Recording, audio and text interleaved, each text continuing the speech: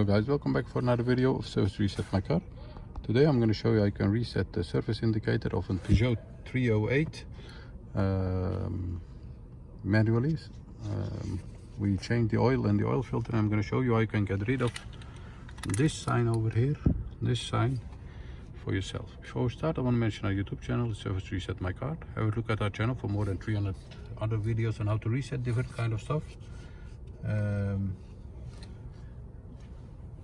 Any questions, any comments, use the commentary and I get back to you as soon as possible.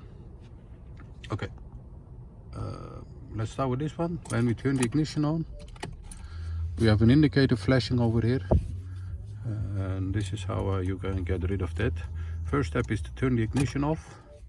Then you have two buttons over here, the right and the left one. Use the button with the zero signs on it.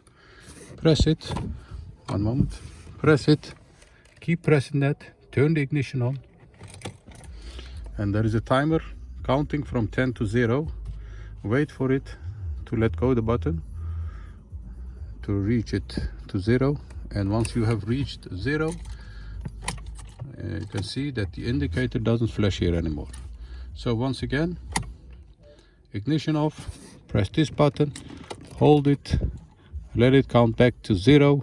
And once it reaches 0, you have reset the surface indicator or the oil indicator for this car. That was it. That was it for this car. Thanks for watching, and hope to see you next time with another video. Stay safe, take care, bye bye.